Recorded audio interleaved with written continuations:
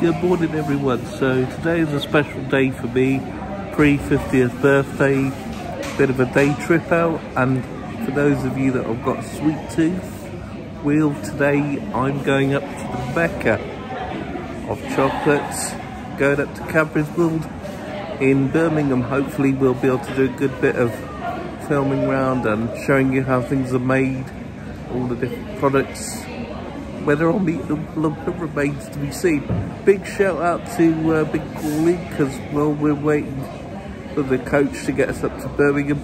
I'm actually at a local Costa. I know he loves his Arabic beans.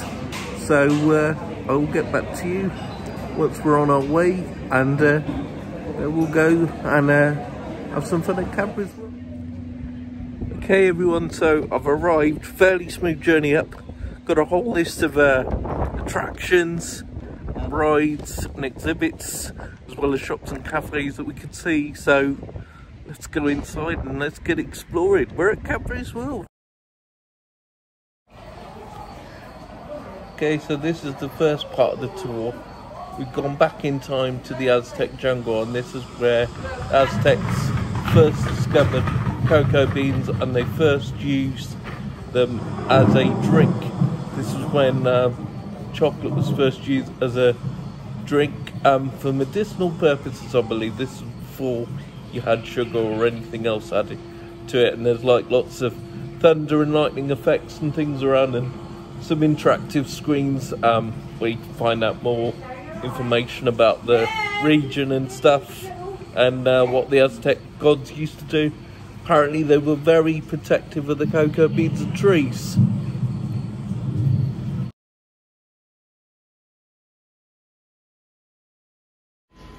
This is an interactive game where I'm trying to find the ingredients for the Aztec recipe for chocolate. You drag and drop the ingredients along. All sorts of weird ones that we wouldn't associate with chocolate now.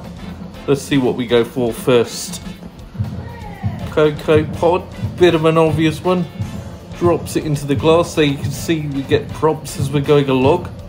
That's what each ingredient is used for. Yes, chili. Believe it or not, they use it as a flavouring. Hopefully not too much, burn your head off. Right, what should we go for next? Vanilla pod. There's also another natural flavouring that they used. There's one ingredient that you would associate with chocolate now they don't use out of these. Let's see if you can guess which one it is. Water next. Another sweetener. Possibly. Honey, yep, natural sweetener of course, that goes in. Now, what next? Should we go for next? You said sweet corn, I don't know. As I say, there's one obvious ingredient that you would use now that they didn't use. Corn actually goes in. And they use it as a thickening agent. Or they did.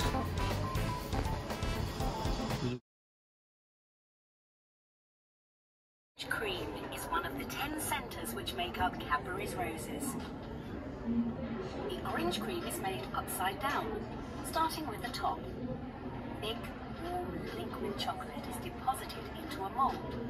The mould is shaken to get rid of any air, and then turned upside down to evenly coat the mould with chocolate and allow excess chocolate to run out.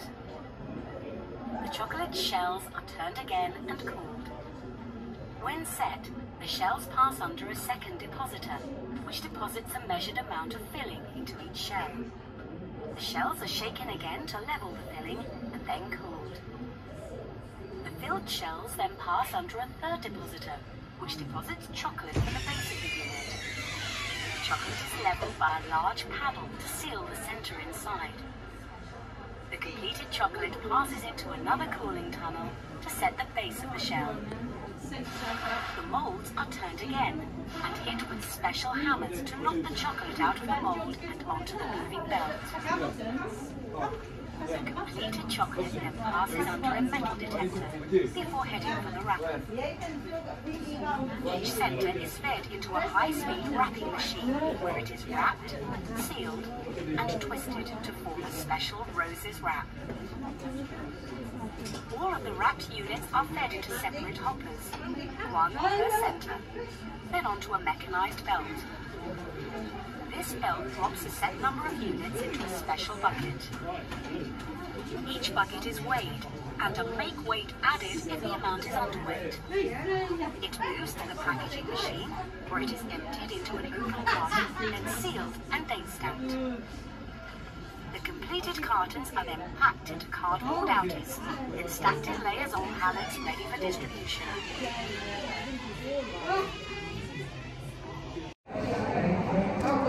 Okay guys, so the next bit is called the Have a Go Zone. There's a little car ride that we're about to go on, and then there's a green screen experience as well.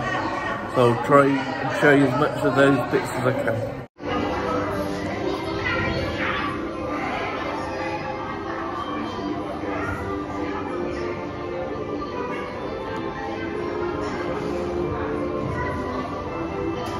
Welcome to Cadbury.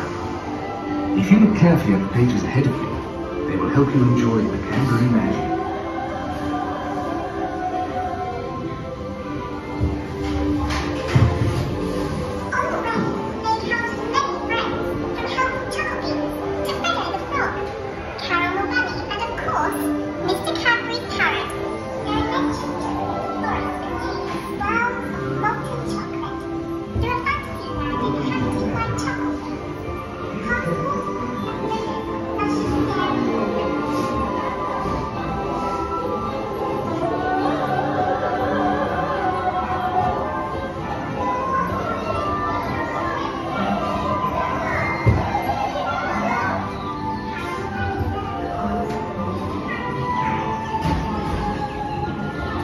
Time for your photo.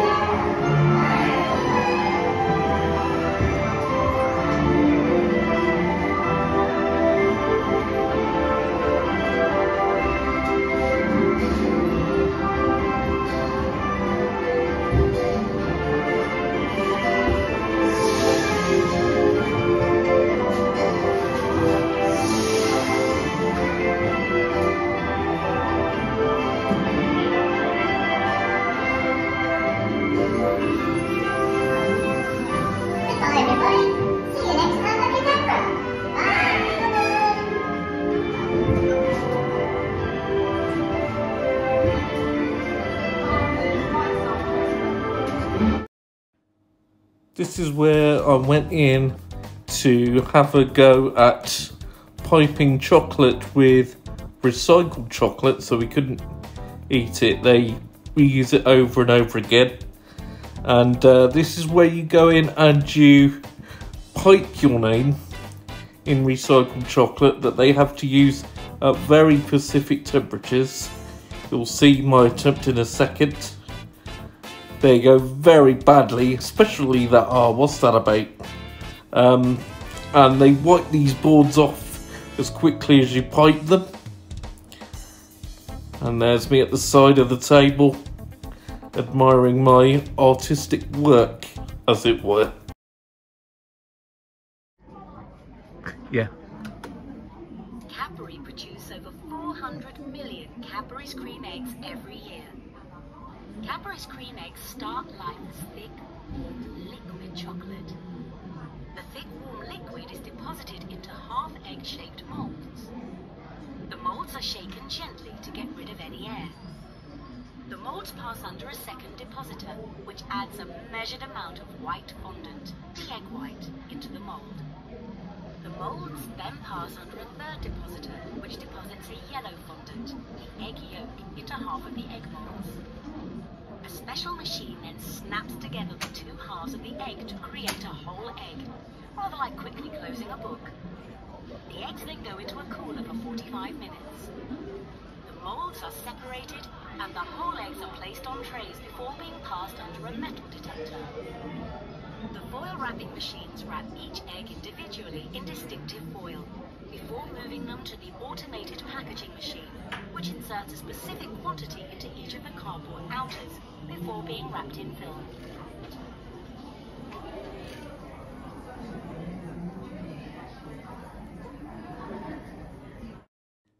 Now this is a crown fit for a king. They should have used this at the coronation.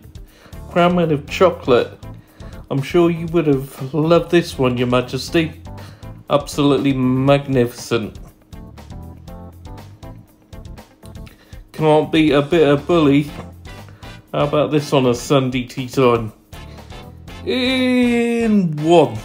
You didn't get this on the prize board. Brilliant.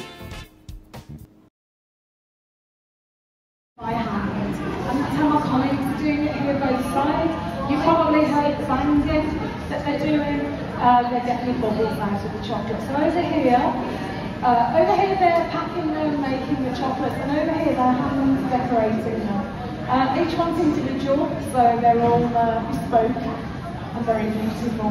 Right then, so the chocolate is at about 50 degrees.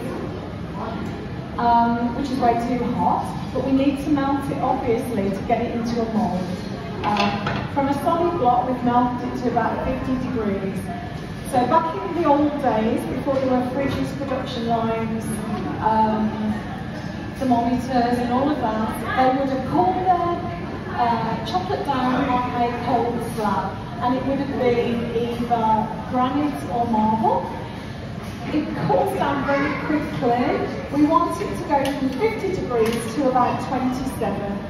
So I'm going to do that by moving the chocolate around on the slab to agitate the chocolate, because during the heating process, the cocoa butter is separated.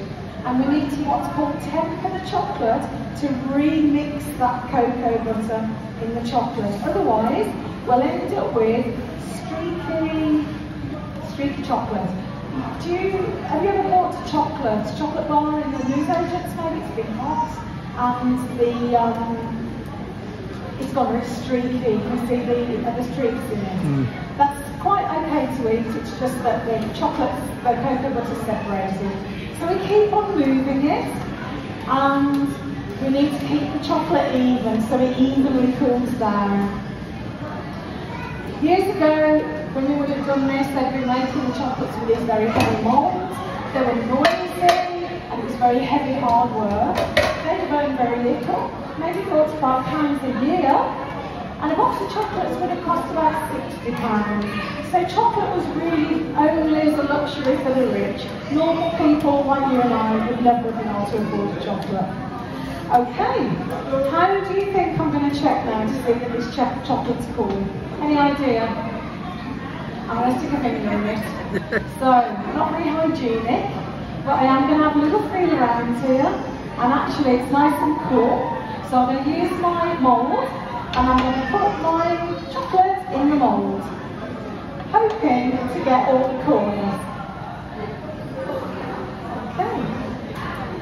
So my chocolates there's quite a bit of air in them. So before we cool them down, we could do get the hair out. And the way that we do that is we whack it, and the air bubbles come to the top. You probably heard my colleagues banging away there.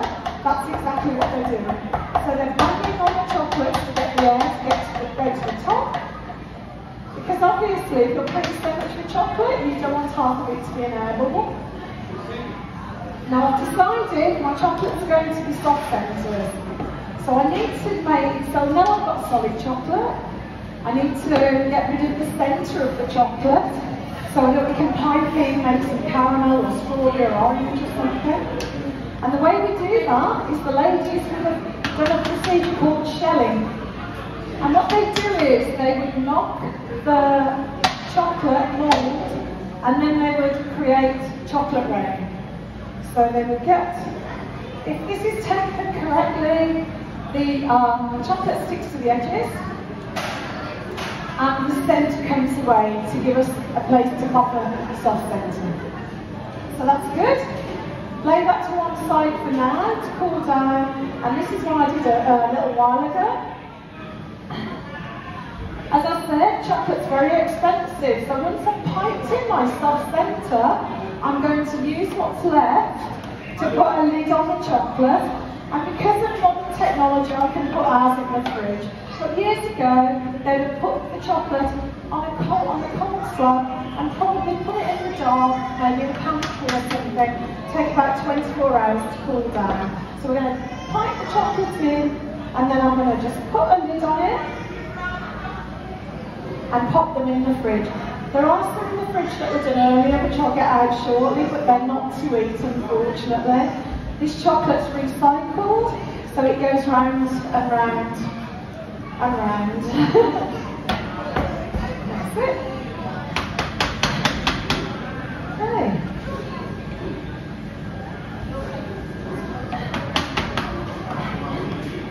So let's see if we've got one that's ready.